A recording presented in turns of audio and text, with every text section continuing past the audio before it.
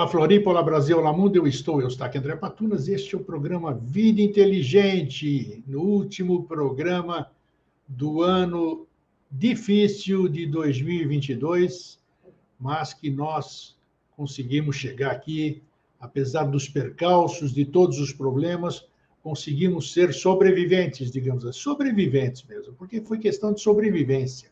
Foi muito difícil atravessar esse ano, em todos os quesitos, energético, político, social, espiritual. Foi muito difícil. Eu não sei se você está de acordo comigo, eu falo por mim e pelos que me cercam e pelas pessoas que eu contato, mas está aqui, nós estamos aqui hoje, firmes, para tratar de um assunto também que é importante, vai tratar do período que nós passamos a semana passada, que foi o período do Natal, vamos falar sobre o Natal, a verdadeira história, a verdadeira origem do Natal, assim como as perspectivas de Ano Novo, o que é o Ano Novo, por que o Ano Novo, aqui o nosso aqui começa dia 1º, e por que não em março, algumas coisas. Nós vamos bater papo, a gente tem que saber das duas coisas, das tradições e da realidade, respeitando a tradição, respeitando a imposição e respeitando a verdade também de cada um. É isso aí.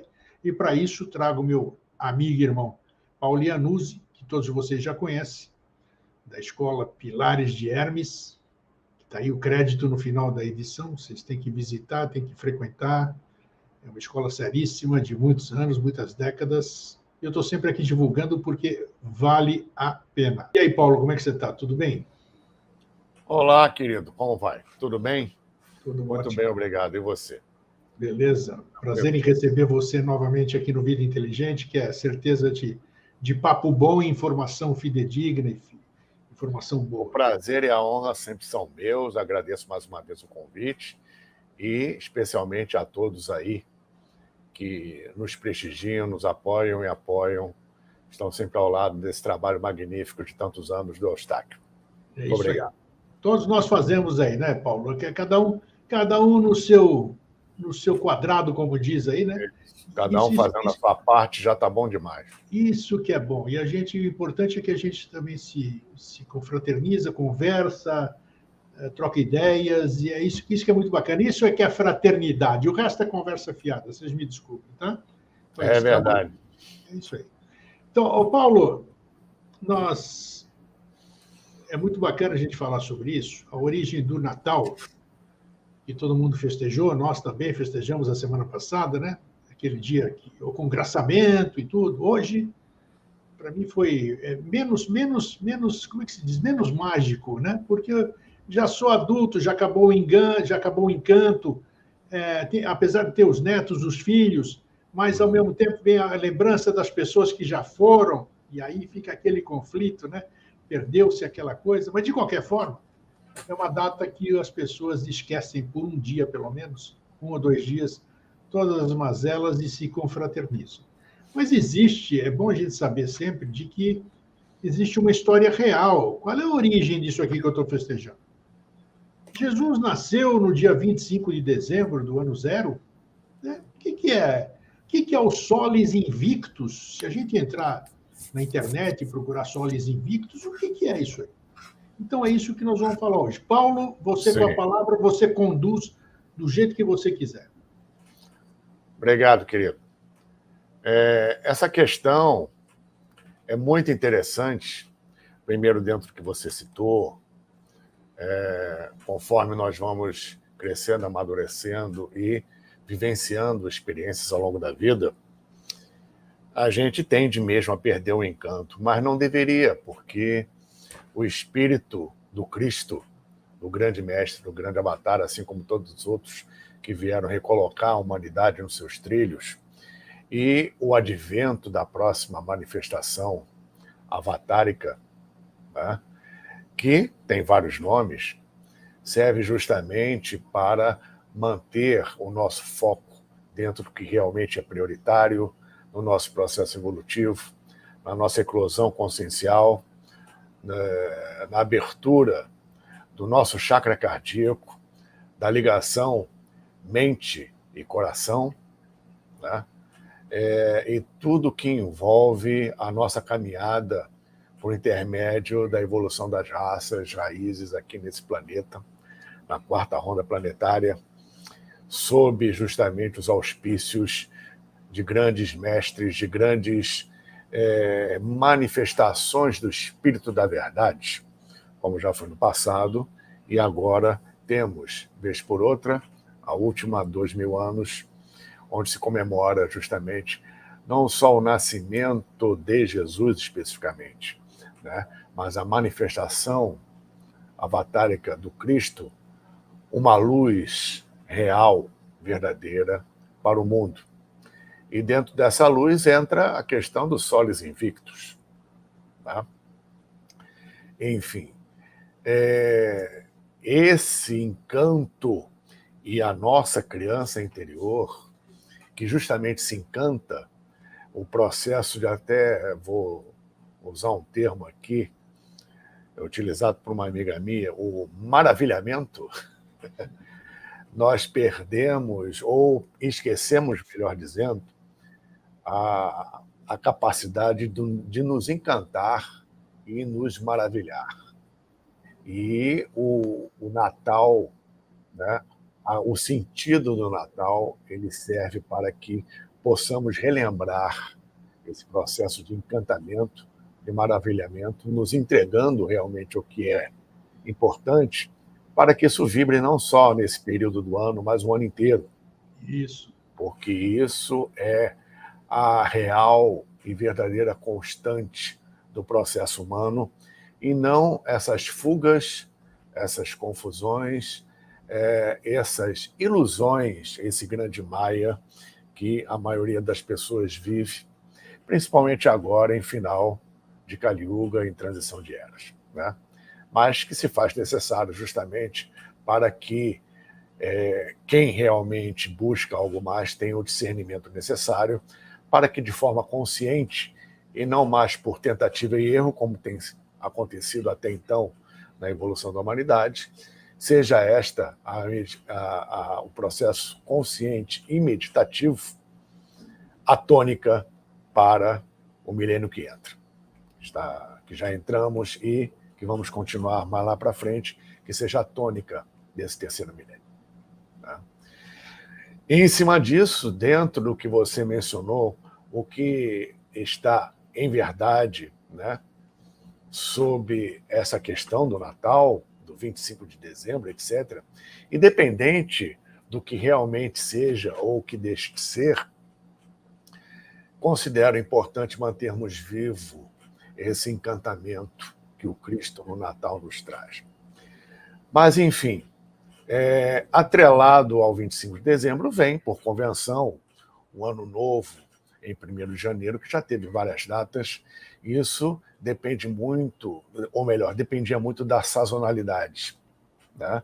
E das questões relativas ao sustento dos povos, das aldeias, dos clãs, das civilizações antigas, com respeito à sua agricultura, época de colheita, época de semeadura, principalmente com respeito ao verão e ao inverno, que no hemisfério norte, da onde vem toda essa tônica, é bastante rigoroso na maioria das regiões, né, concernentes às antigas civilizações e muitas civilizações atuais.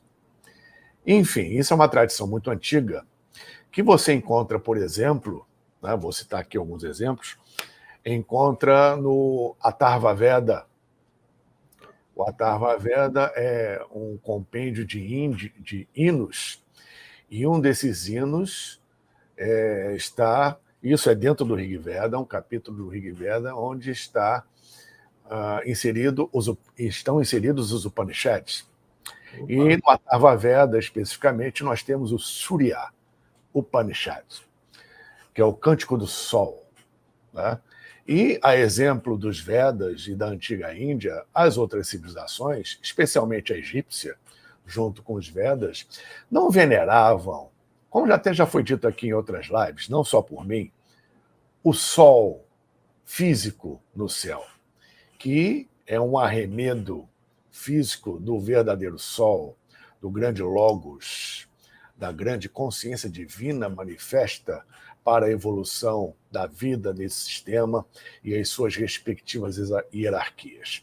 A manifestação divina para o nosso locus sistêmico, o primeiro, o segundo, o terceiro logos, o primeiro trono, o segundo trono, o terceiro trono, enfim, a verdadeira manifestação da vida em todos os sentidos dessa consciência universal divina que se manifesta por intermédio do que nós vemos no céu como o sol físico, né? Que é um pálido reflexo do grande logos, que ali está. Era essa questão divina transcendental que era venerada pelos antigos e que tinha como uma figura física, e tem ainda, as manifestações do sol, porque sem ele não acontece vida em lugar nenhum, e sem o logos, que está justamente por trás dessa estrutura, não há vida em lugar nenhum. E é até um parênteses interessante aqui, e vale mencionar, astronomicamente, o nosso sistema solar é uma exceção, porque a grande maioria dos sistemas são sistemas de mais de uma estrela, sistemas binários, trinários, quaternários, múltiplos, onde vamos ter no único sistema mais de um logos, 2, 3 ou mais logoi, onde o complexo de vida, em todos os sentidos, em todos os níveis de existência, realidades existenciais, é bem interessante. Isso vale a pena refletir, inclusive com respeito a essas interações cósmicas, estelares e sistêmicas que existem pela galáxia inteira e da interação que o nosso sistema solar, o nosso logos, tem com outros logoi de outros lugares. Muito bem. E eu estou mencionando isso porque grande parte, para não dizer quase tudo, relativo ao conhecimento, inclusive oculto, tem a ver com movimentos siderais. Os movimentos da Terra, do Sol, pela galáxia, dos planetas, no seu sentido físico, que a ciência atual ortodoxa trata, no seu sentido metafísico, esotérico, oculto, que está por trás justamente, que se chama astronomia oculta, tão conhecida dos antigos e que era associada à astrologia, que na época era o carro-chefe do processo, né? Não propriamente uma astrologia que nós vemos hoje, né, salvo exceções orientais com respeito ao estudo astrológico. Então, todos esses processos, o Natal não é diferente, é relativo justamente a esses movimentos celestes. Principalmente os movimentos que a Terra faz no espaço, em que a grande maioria conhece pela rotação em torno do próprio eixo e pela translação em torno do Sol. Mas, em verdade, a Terra faz 21 movimentos no espaço. Os mais conhecidos são esses citados e que todo mundo conhece. Existe, por exemplo, o do polo da eclíptica, o movimento que a Terra faz acompanhando o movimento do Sol pela galáxia, e assim por diante. E um mais específico, que os antigos conheciam, não se sabe como, que é o movimento precessional, movimento da precessão dos equinócios. E o movimento da precessão dos equinócios é mais ou menos como a Terra ela apresenta uma inclinação de eixo. Sim. Né? No passado já foi vertical, voltará a ser vertical. Hoje temos uma inclinação de eixo de aproximadamente 23 graus e 40 minutos. Esse eixo ele está em movimento, né? Não só num sentido muito lento de verticalização, mas isso ainda vai demorar bastante tempo. E o movimento precessional, porque a Terra, no globo aqui, faz justamente esse movimento pendular, como se fosse um peão no espaço. Vocês podem notar que esse movimento aqui vai traçar no céu um círculo imaginário polar norte e polar sul. E para dar uma volta completa, são 25.925 anos, 26 quase mil 26 mil anos. né? Um ciclo completo. E a cada 2.000 anos existe uma alteração de ponto para onde o Polo Norte e o Polo Sul indicam, apontam, né? Então, digamos que hoje a Terra esteja nessa posição, né? Há 2.000 anos atrás, 2.160 anos atrás, Isso, esteve 2160. nessa posição, apontando para outro ponto do círculo imaginário aqui. 2.000 anos passados, aqui. Daqui a 2.000 anos estará aqui. 4.000 anos estará aqui, e assim sucessivamente, até fechar o total de aproximadamente 26.000 anos para um ciclo completo. Isso significa que a cada 2.160 anos temos uma estrela polar diferente. Além de ter uma estrela polar diferente, tanto norte como sul, o movimento é precessional, ou seja, retrógrado em relação ao movimento do plano de órbita da Terra em torno do Sol. Tá? Eu estou me alongando um pouco nesse preâmbulo para deixar bem fundamentado, né? Então, esse movimento em torno do Sol, ele tem um sentido, e o sentido desse movimento que a Terra faz pendular, né? Não é nem bem pendular, é como um peão, é retrógrado em relação ao movimento que a Terra faz em torno do Sol. Por isso que se chama precessional.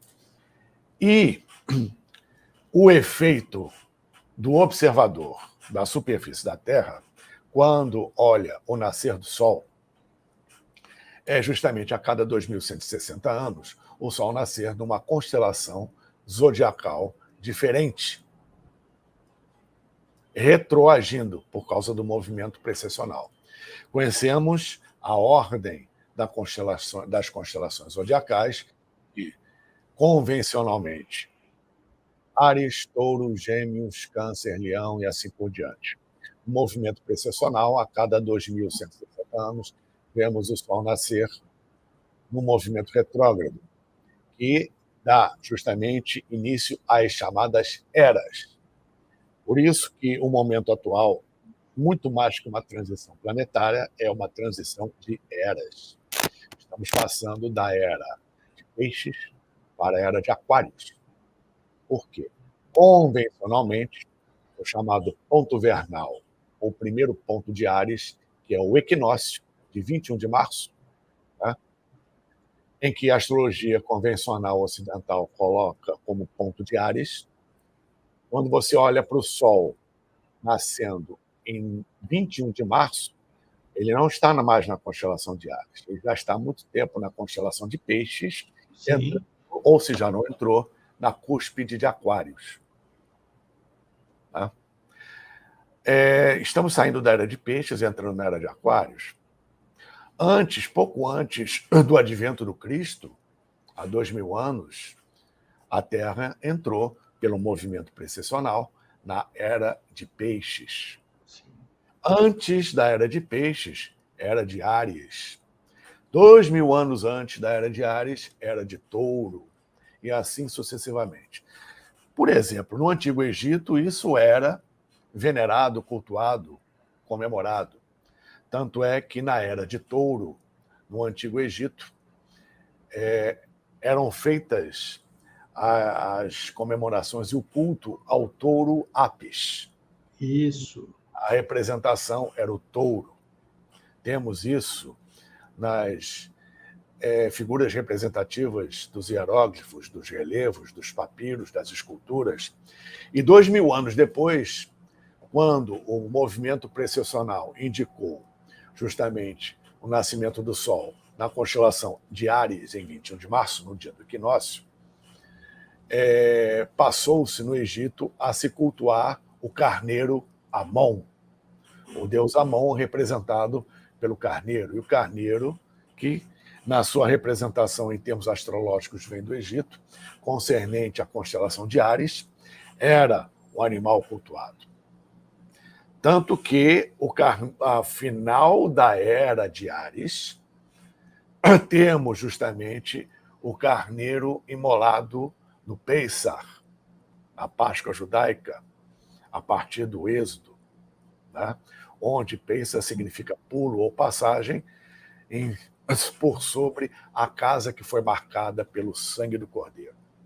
E Jesus, como Agnus Dei, como Cordeiro imolado, o Cordeiro que vem tirar os pecados do mundo, como diz a frase na liturgia católica, representa justamente a passagem do Cordeiro para a era de peixes, a era do pescador de homens. Muito bem. Então, essas passagens de eras têm a ver com o movimento de precessão de equinócios. E como observamos esse movimento, vai apresentar também uma particularidade. Aqui está o Sol. Vamos lá. Aqui está o Sol.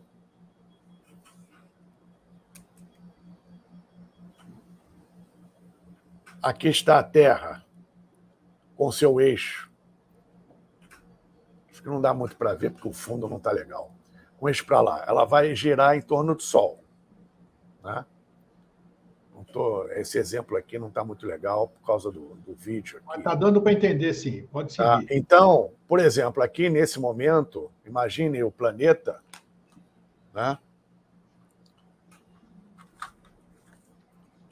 planeta aqui, ele vai ter, nesse momento, a incidência de raios solares por causa da inclinação do eixo, muito maior no hemisfério norte que no hemisfério sul. Sim. Então, esse momento aqui é verão no hemisfério, muito com a incidência de raios solares, muito maior no hemisfério sul do que no hemisfério norte. O hemisfério sul está mais voltado para o Sol nesse ponto aqui do que o hemisfério norte, por causa da inclinação do eixo. Então, é verão no sul e inverno no norte. Isso. Depois que ele dá um giro, do outro lado, vai ser o contrário. O hemisfério norte vai estar mais voltado para o Sol do que o sul. Então, é verão no norte, inverno no sul. Aqui é julho. O outro lado, da outra vez, é dezembro, janeiro. São os pontos de solstício, que é o que passamos semana passada. Solstício de verão no hemisfério sul e solstício de inverno no hemisfério norte. Em 21, 22 de dezembro. E, ao contrário, em 21, 22 de junho, solstício de verão no hemisfério norte e solstício de inverno no hemisfério sul. O que é o solstício? É o ponto máximo onde o Sol, num hemisfério, está mais forte e no hemisfério está mais fraco. É o ponto máximo onde, naquele dia, a rotação da Terra vai criar, a partir da incidência em 90 graus, num determinado ponto do hemisfério norte, dos raios solares, um círculo máximo que é o Trópico de Capricórnio. Porque nesse ponto nós vemos o Sol na constelação de Capricórnio.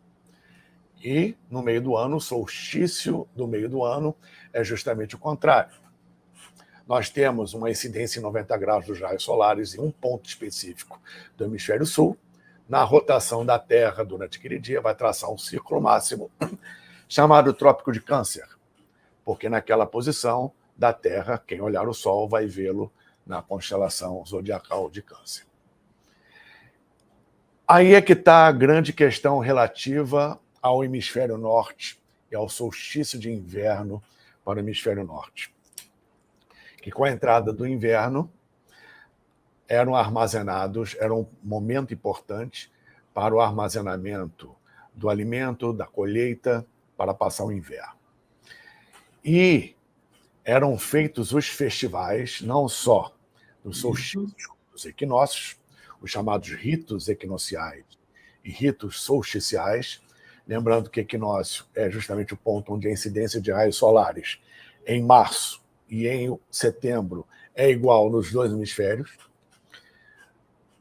O solstício de inverno no hemisfério norte faz com que, neste dia, seja a noite mais longa do ano para lá, e aqui no hemisfério sul seja o dia mais longo do ano. Isso inverte no outro solstício. Então, nesse momento, os antigos faziam os cultos e os ritos solsticiais para que o sol renascesse, tá? Para insuflar vida novamente na sociedade, na Terra, provocando justamente esse renascimento da vida, da agricultura do pós-inverno, porque era o ponto em que ele começava a se movimentar no céu. Vou explicar isso mais detalhadamente.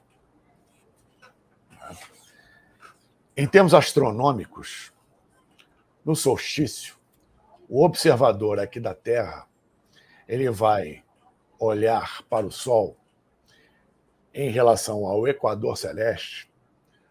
No solstício de inverno do hemisfério norte, ele vai estar no ponto mais afastado à esquerda do equador celeste. É onde o Sol morre, simbolicamente. Né? A ação do Sol é muito pequena, praticamente nula, com respeito ao resto do ano. E isso se inverte no outro solstício, né, para o hemisfério norte. E o que vale para o hemisfério norte é invertido para o hemisfério sul. Tá? Então, no dia 21 ou 22, porque isso aí muda ao longo do ano, o solstício é o ponto mais baixo do Sol na sua manifestação no hemisfério onde tem o inverno. No caso que estamos falando aqui, solstício de inverno no hemisfério norte. Então, as culturas antigas faziam seus festivais solsticiais para que o Sol renascesse. Muito bem. Além de outros fatores. No dia 25 de dezembro, do dia 21, 22 até o dia 25, existia esse ato. O Sol descia no horizonte, se afastando do equador celeste, e começava a voltar. Ou seja, esse retorno é pelo movimento da Terra em torno do Sol, saindo já do ponto do solstício, onde a incidência de raios solares e a posição da Terra favorecia, para o observador aqui da Terra, o vislumbre do renascimento do Sol. Muito mais forte, né? Muito mais forte. Lembrando que não é o Sol físico apenas, é todo o contexto espiritual por trás no Logos. Sim. Tá? Então, o Sol, entre aspas, morria e renascia, ou seja, ele voltava ao seu movimento ascensional, se aproximando do equador celeste, porque no equinócio ele cruza o equador celeste para o outro hemisfério, para o observador da Terra. Esse movimento de retorno do Sol, ou renascimento do Sol, renascimento da luz, renascimento da vida, se dava e se dá em 25 de dezembro. Isso nós encontramos no citado aqui Atharva Veda com Surya Vedanta, os estudos do Sol e os hinos ao Sol com respeito ao Logos e esse renascimento do Sol a partir de 25 de dezembro, depois do solstício. Nós encontramos isso entre os persas, caldeus, encontramos isso na Kabbalah, encontramos isso no Antigo Egito, paralelo justamente ao Vedanta, que foi muito valorizado no hino ao Sol de Akhenaten. Akhenaten, quando elaborou o hino ao Sol, que depois foi inspiração para um dos salmos de Davi, o hino ao Sol de Akhenaten, ele fala sobre Aton e Ra com respeito a esse renascimento e importância da vida que o Sol, que Aton oferece. Para os egípcios, Ra não era só o Sol, era a luz primordial, e Aton era o Logos, né? O que nós entendemos como Logos. Apenas questão de nomenclatura. E dentre os gregos, romanos, celtas, todas as culturas antigas, em todas elas tinha esse processo. Né? E onde entra aí o Solis Invictus, o Sol Invictus. Num determinado momento, um cidadão, um historiador erudito, chamado Sextus Julius Africanus, ele, de uma forma muito inteligente e muito oportunista, ele era cristão, e isso foi em aproximadamente 211, 212, já depois de Cristo. O cristianismo já era bastante popular, principalmente em Roma, embora ainda não aceito, foi aceito 150 anos depois por Constantino, tornando-se a religião oficial do Império. Mas antes já existia um populismo muito grande com respeito ao cristianismo já, e o Sexto Júlio Africanos, cristão que era, resolveu trazer para 25 de dezembro o Natal de Jesus, o Natal do Cristo. Tá? Uma vez que as informações são muito secretas, muito ocultas e polêmicas e variadas com respeito à verdadeira data do nascimento de Jesus ao longo do ano. Uns dizem que ele nasceu sob o signo de Peixes, nasceu em março, outros nasceu em Virgem, enfim, isso aí cabe para os eruditos iniciados ocultistas, né? Numa certeza desse processo. Mas, pelo menos a meu ver, isso é o que pouco importa. Né? O que importa é o legado do mestre. Suas palavras e principalmente seus exemplos. E eu considero particularmente que bom exemplo é para ser seguido. Sim. Enfim, foi Sexto Júlios Africanos, que trouxe para a data pagã de comemoração do renascimento da luz, do renascimento do sol, do renascimento da vida, o Cristo, o nascimento ou renascimento da luz, Cristo como luz do mundo, como luz da humanidade, né? E trouxe justamente para atrair os cultos pagãos para a questão do cristianismo, a data relativa ao nascimento de Cristo para 25 de dezembro, dia esse que é quando o sol renasce no céu. Paulo, isso aí não teve. Isso aí não aconteceu no Conselho de Nicéia, essa data? Oficialização dessa data? Não. Ela foi oficializada no Concílio de Nicéia, tá? Por conta de Constantino, porque na época existiam N papas, N formas de cristianismo. Era o cristianismo mais raiz, mais primitivo, muito diferente do que é hoje, mais próximo até do que Jesus transmitia, porque as traduções, muitas errôneas do hebraico para o grego, mas ainda estavam muito vivas, né? Se perdeu muita coisa na tradução ao longo desses anos todos. Então, existia já o conceito relativo a 25 de dezembro para o Natal de Jesus, que já era comemorado a partir desse arranjo que Júlio Africanos fez. Mas no Concílio de Nicéia isso ficou oficial. Então, o tempo é muito grande, né? Entre Júlios aí que você falou. Sim. Né? Sim, porque foi algo, vamos dizer assim, oficioso e aceito pela população. Como isso já estava enraizado nas pessoas, e as pessoas já faziam rituais de Natal, né? Quando Constantino ele oficializou a religião cristã, o cristianismo no Império, trouxe com ele todos os processos, até mesmo ritualísticos e de crenças, né? Junto. Veio tudo atrelado num pacote. Entendi. Tá? A partir daí, as escolhas dos evangelhos, o que era apócrifo, o que não era, a questão de centralizar todo o poder na mão de um papa, unificar a questão cristã relativa aos vários tipos de igrejas que existiam na época, enfim.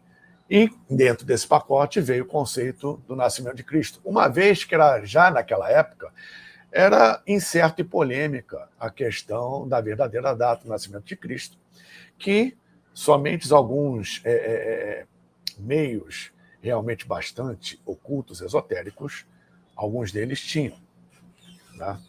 Então, isso ainda ficou um tempo maturando e passando a um apelo popular, tá, em termos de prática e de conceito, até ser oficialmente institucionalizado junto com o cristianismo de uma forma geral, atrelando justamente esses valores, e a data 25 de dezembro foi oficializada nesse momento. O Paulo, era um tempo... A partir dos Júlios africanos. Foi um tempo difícil, principalmente que agora eu vou colocar uma figura no meio da nossa conversa, que influenciou muito, e eu gostaria que você posicionasse ele no meio disso tudo, que Sim. Foi o Mitra, Deus Mitra, né? Eu ia falar sobre isso. Então beleza. Falar sobre isso. Porque o mitraísmo, ele vem a partir das incursões no Oriente de Alexandre o Grande. Tá. Alexandre o Grande trouxe isso para o Ocidente.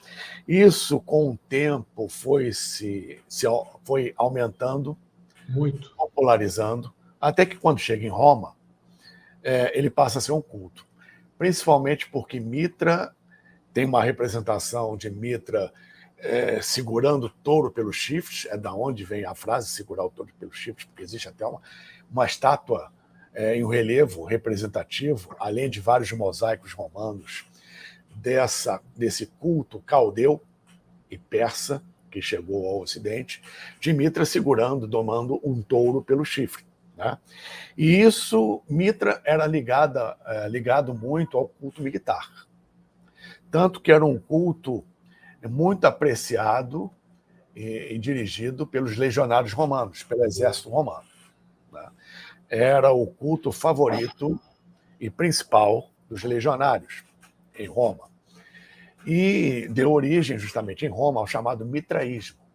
Sim. E a partir do mitraísmo, você tem como figura central o Sol renascendo em 25 de dezembro. Pois é. Que tem um ponto máximo em Aureliano, imperador Aureliano, que institui justamente o termo o Sol Invencível, ou Solis Invictus, que foi a religião em Roma, vamos dizer assim, concorrente, entre aspas, ao cristianismo. O cristianismo esse continua até hoje, sobreviveu, e o mitraísmo recrudesceu. Né? Mas a questão do Solis Invictus é relativa justamente à questão do solstício, ao 25 de dezembro, e à luz do mundo. Porque o sentido do Solis Invictus é o mesmo sentido do Cristo como a luz do mundo, o caminho para a humanidade, sendo o caminho, a verdade e a vida, ninguém chega ao Pai, ao Logos, senão por mim. Né? Paulo, você que é uma mente aberta, tem uma experiência larga, muito decênios aí, eu tenho uma questão para colocar. Bom, você falou há pouco que o universo é harmônico, tudo é harmônico, a gente tem a translação e todas essas coisas.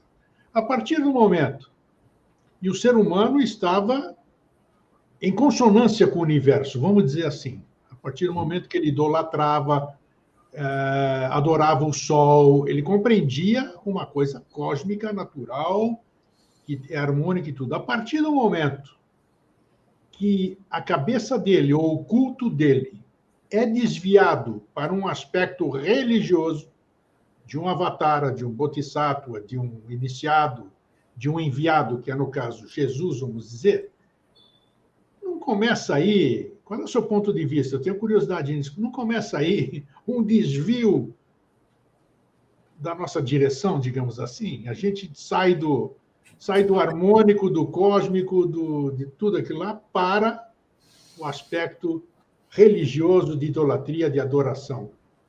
Como você vê essa questão? Sim. Sim, muito pertinente a sua colocação. Primeiramente que no mundo antigo, o mundo pagão, ao mesmo tempo que, por um lado, por parte, especialmente dos sacerdotes, dos nobres, da cultura, compreenderem perfeitamente esse aspecto de nós sermos um microcosmos inserido no macrocosmos, que o universo está em nós e que precisamos, para o nosso processo evolutivo, estarmos harmônicos com a natureza. Você vê, por exemplo, princípios disso no Oriente, especialmente em artes marciais. O verdadeiro artista marcial, ele precisa entender a natureza, estar harmônico com ela, para ser uno com ela na sua arte.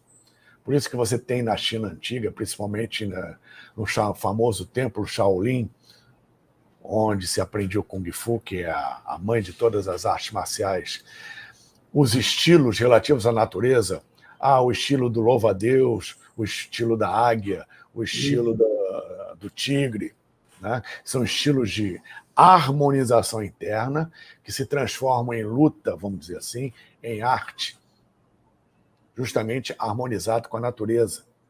Você vê o Tai Chi Chuan, o Tai Chi tem aqueles movimentos lentos, graciosos, mas se você acelerar aquilo, vira luta, né? Então, são vários contextos num só. E os antigos conheciam e compreendiam muito bem isso, da necessidade de estarmos integrados harmonicamente com essa natureza.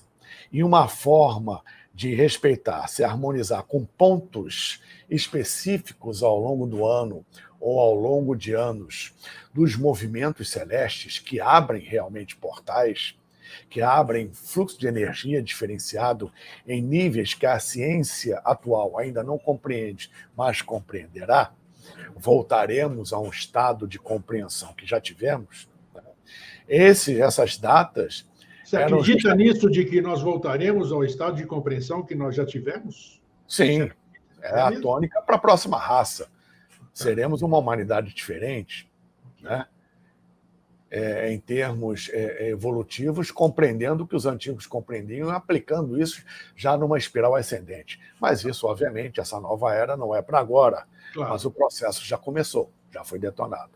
Então, os antigos compreendiam muito bem isso e existiam mecanismos que nós entendemos hoje como mecanismos de acesso à natureza, né, que eram necessários para fazer essa ponte.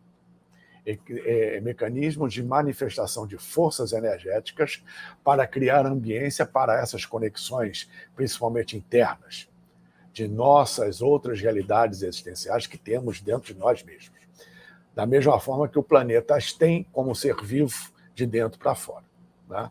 Com o tempo, para, inclusive, que as pessoas, o povão ignorante, mais crédulo, fosse atraído e se mantivesse esse processo, foram criados rituais e rituais cada vez mais elaborados, tornando algo que é natural e científico num processo de crença, de adoração, de religião. Então, esses rituais não seguem... Não. Necessário. Segue até a página 2. Tá. De um ponto em diante, pronto, é criado um mecanismo justamente para, vamos dizer assim, justificar esse processo perante o povão pagão. Tanto que o termo religião, ele não vem, como muita gente pensa, de religare, do latim. Não vem. Não, eu sou um que pensa que de outro termo em latim, relativo justamente a essa questão eclésias, que é igreja. Igreja como instituição, como manipulação do oculto, do sagrado, que se torna em objeto de culto, que é a religião, a adoração e crença. Com a vinda de avatares, isso aconteceu antes de Jesus, por exemplo, com Moisés, com o próprio Akhenaton, e especialmente com Siddhartha, na Índia, né?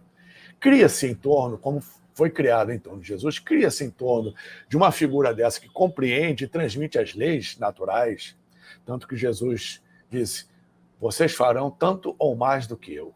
Sim. Né?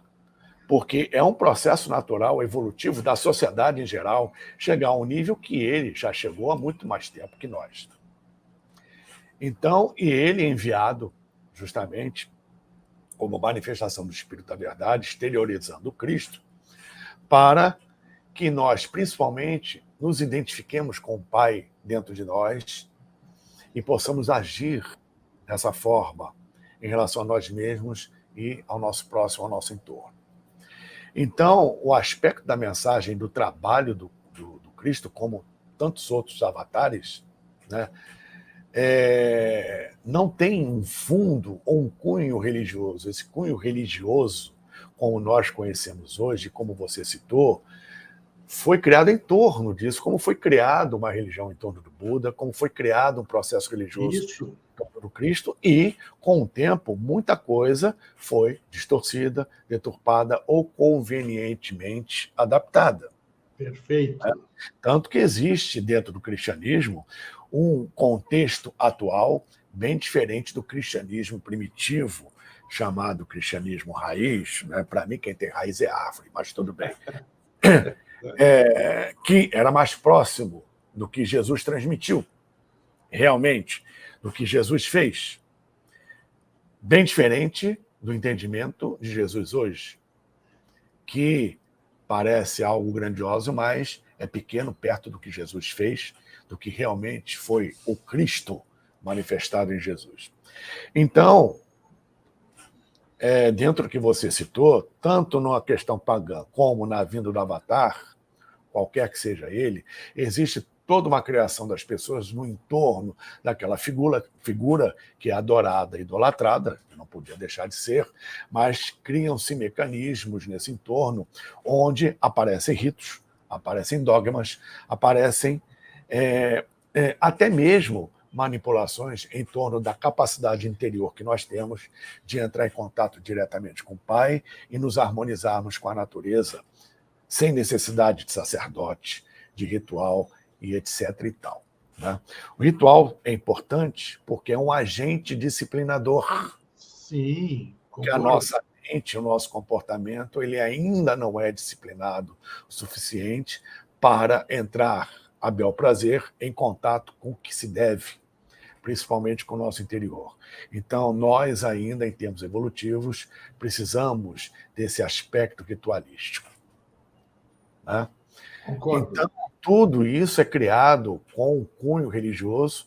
Infelizmente, dentro do cunho religioso, nós temos o sistema de crenças, que é estimulado propositadamente, e o sistema de dogmas. É aí que cria-se o imbróglio. Né? Agora, quando você pega a essência, o Cristo, ele é a manifestação da luz do mundo. Como uma grande figura búdica, como uma grande figura relativa ao Krishna e outros que vieram. Né? Então, nesse momento, o 25 de dezembro é a luz do mundo, que já era comemorado de uma outra forma, mas com a mesma essência.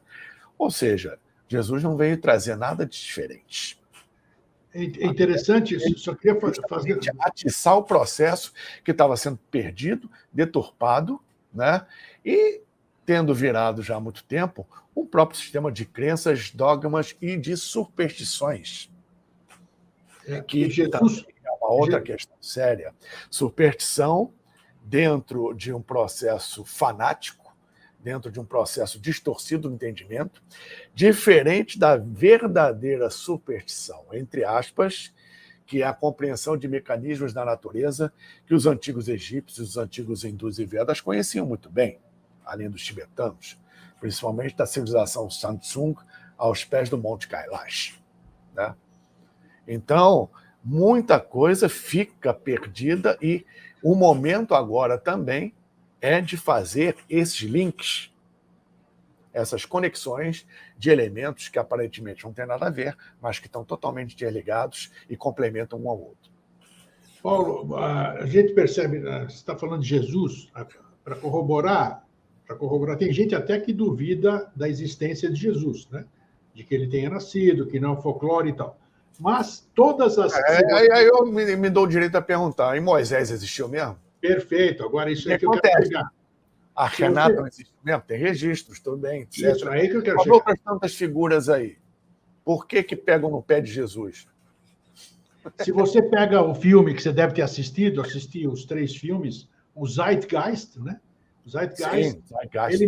Ele mostra bem, é interessante esse aspecto também, as características, até no Egito, que você conhece bem, outros seres, eu não sei se Horus nasceu no dia 25 de dezembro, o nome da mãe dele era quase parecido com Maria, e os outros escolhidos são exatamente a história igual, Por isso que dizem, questionam o nascimento de Jesus, e dizem que é uma cópia dos anteriores que vieram antes dele. Mas a história A é Krishna na interessante. Índia, É quase 2.000 anos repetitiva, é antes de repetitiva. Moisés, quando ele nasceu, foi colocado num cesto Isso, dentro do Ganges. A isso, história tudo é muito repetido. semelhante de Moisés.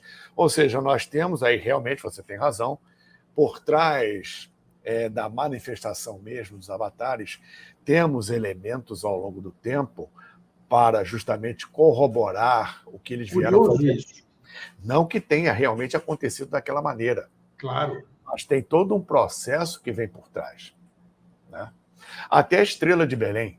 Isto, Uma estrela exatamente. que anunciou o nascimento de Moisés, que o faraó mandou matar os inocentes, muito antes de Jesus, né? Você vê isso aí em registros. Que estrela é essa? A estrela de Belém é uma incógnita. A ciência afirma, os estudiosos afirmam, sobre a conjunção Júpiter e Saturno. E, realmente, Jesus não nasce em ano zero. Jesus nasce de 4, mas possivelmente 7 anos antes da data aceita. Isto, menos 7. Agora, uma coisa nos surpreende nesse aspecto. Os 3 reis magos, primeiro, quando eles chegaram lá, Herodes e depois o Jesus já tinha 2 anos de idade, não era recém-nascido. Mas isso aí também não vem ao caso agora. Os 3 reis magos, eles eram basicamente astrólogos. Grandes astrólogos, porque ser astrólogo naquela época era um sacerdócio, era um conhecimento que poucos tinham. Era uma pessoa que tinha que conhecer muitas artes, principalmente místicas e ciências ocultas, além da astrologia. A astrologia era um conhecimento máter, mas que englobava outros, né? Assim como os sumos sacerdotes egípcios, por exemplo. Os reis magos eram algo parecido com isso. Como astrólogos, naquela época, e durante bastante tempo, até o advento do computador, você fazia um mapa na mão. E não tinha tábua de efemérides naquela época. Sim. Era tudo observação visual. Ou seja, eram caras que, além de preparados e eruditos na sua formação, eram experientes e exímios observadores do céu, principalmente quando se deslocam pelo deserto. Tanto que a maioria das estrelas recebe particularmente nomes árabes por causa disso. Então, caras que estão acostumados a observar o céu, têm tanta familiaridade com o céu e com fenômenos celestes, saberiam, muito antemão, sobre uma conjunção Júpiter-Saturno. E não é, pelo menos, o que é relatado nos evangelhos. Eles se surpreendem, ficam estupefatos com um astro brilhante no céu que se movimenta no céu e os guia. Ou seja, se fosse um fenômeno celeste como uma conjunção, teoricamente, eles não se surpreenderiam, ficariam estupefatos ou surpresos com aquele fenômeno celeste. Seja um cometa, seja uma conjunção, fenômenos celestes totalmente previsíveis e calculáveis. Já naquela época eles faziam isso. Então, por que eles foram tomados de surpresa pela chamada estrela de Belém? Isso é uma outra questão que suscita um... Vai longe. Até uma nave trouxe. Por que não? Por que não? Claro. É uma das possibilidades. Eu compartilho dessa hipótese. Enfim, existem muitos elementos que são tradição, atrelados a contextos históricos, atrelados aos conceitos proféticos, porque Jesus, por exemplo, foi totalmente profetizado pelos profetas da Bíblia, né? E ao contexto do trabalho avatárico específico deles. Sim. Você atrela isso tudo, com o tempo, você não sabe mais discernir o que é tradição, o que é história, do que realmente aconteceu. Perfeito. Mas fazem parte de um pacote. E como você viu no Zeitgeist, todas as antigas civilizações tiveram o seu processo, a figura representativa do Avatar, ou seja, um ícone que a humanidade precisa para se espelhar nessa ligação céu e terra, até que ela reaprenda a fazer isso. Nós temos isso como uma derivação do Egito Antigo, como você citou, uma derivação de Ísis. Isso. Ísis, uma das manifestações dela é como a deusa Hathor, que depois veio a ser cultuada como uma deusa separada. Mas, na verdade, ela é uma das manifestações de Ísis, e uma dessas manifestações amamenta Horus, que é o terceiro aspecto da Trindade. Então, nós temos elementos de conhecimento oculto e de manifestação cósmica e oculta, esotérica, por trás de um processo, né? E que nos faz, dentro de um mergulho, compreender melhor o que um avatar como Cristo realmente significa, o que realmente ele veio fazer aqui e o que devemos fazer com isso. Muito bom. Nós, oportunamente, agora eu queria falar esses últimos minutos de hoje, eu queria falar, e nós vamos numa outra oportunidade, aprofundar o que nós vamos começar agora. Sim. A questão do... Eu me ligo muito à harmonia cósmica. Eu acho que só vamos voltar a evoluir de vez mesmo quando a gente se reharmonizar cosmicamente.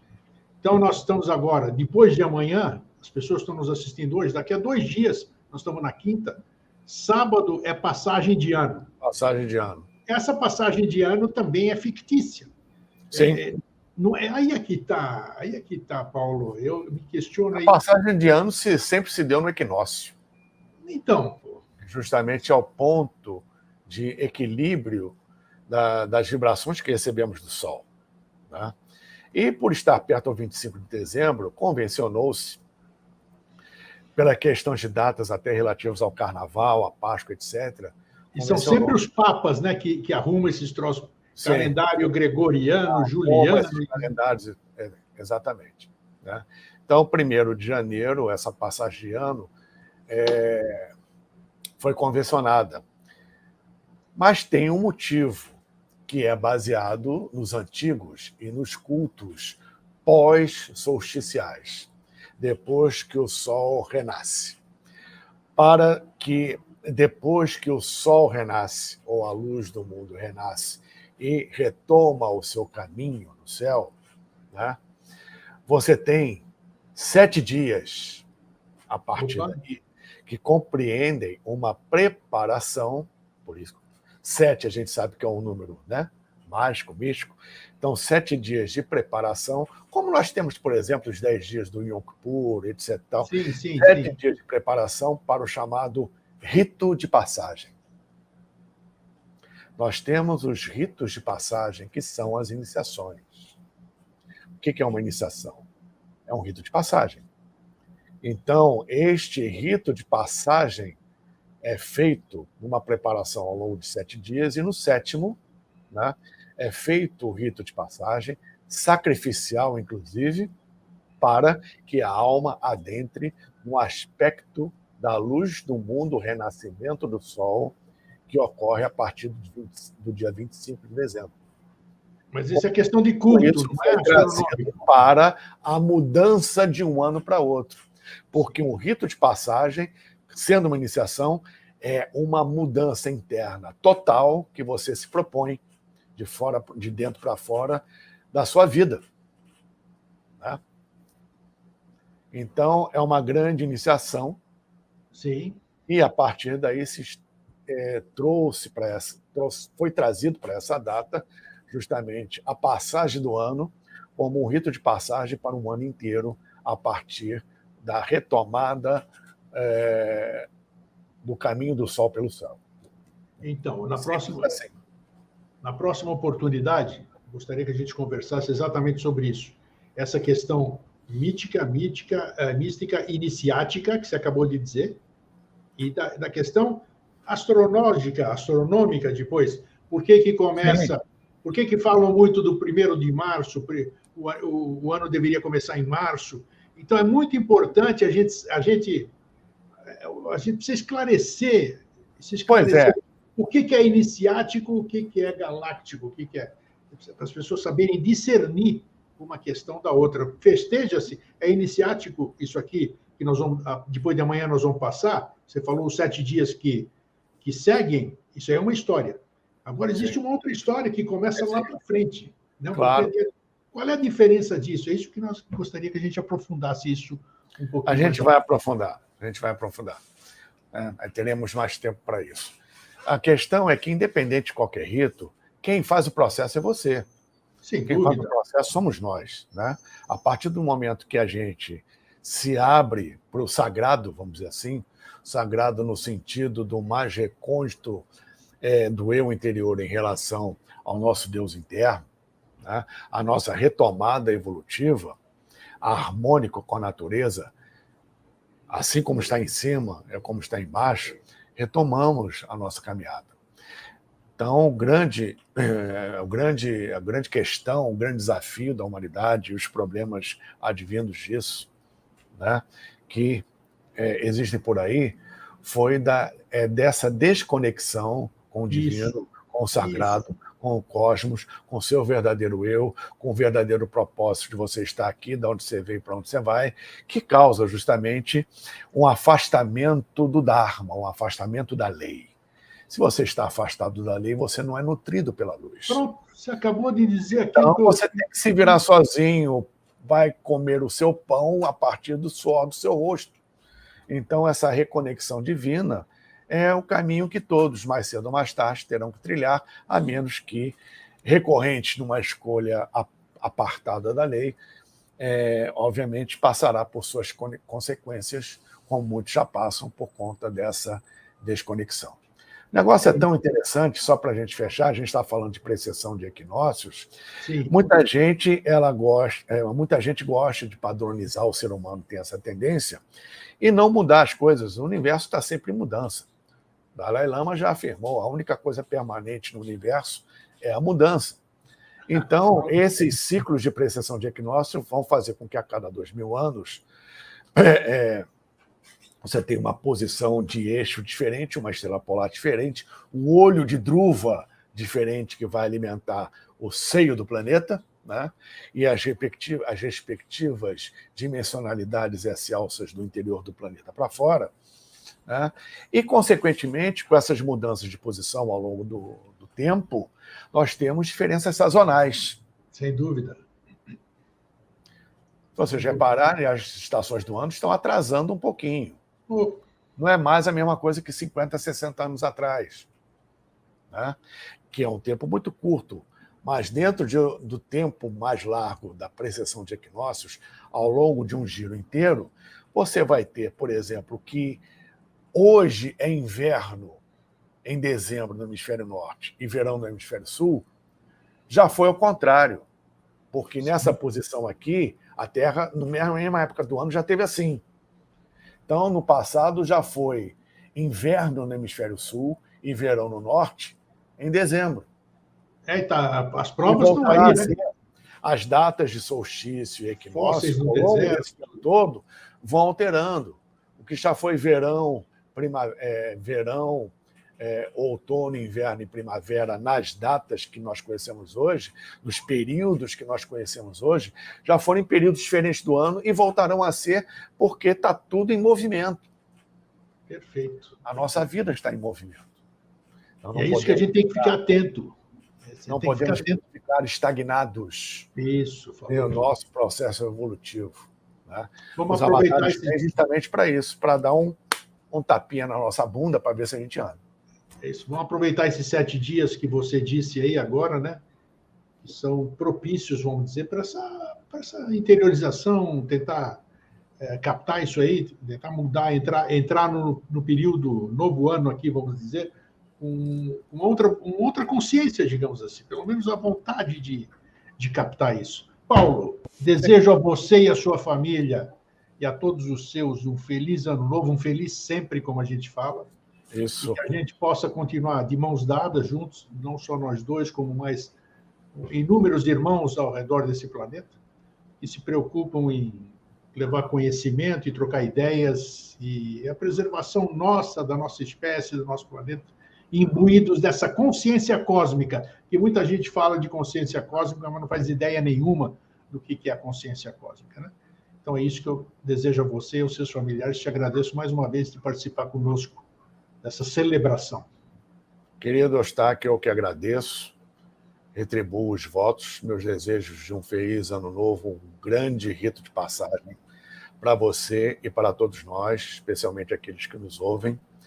Muita saúde, muitas felicidades e bastante consciência, discernimento e serenidade, que vamos precisar. Tudo de melhor para todos, como você sempre diz. Feliz sempre, beijão, namastê e Jai Jai. E hoje nós vamos encerrar junto. Fraterno abraço.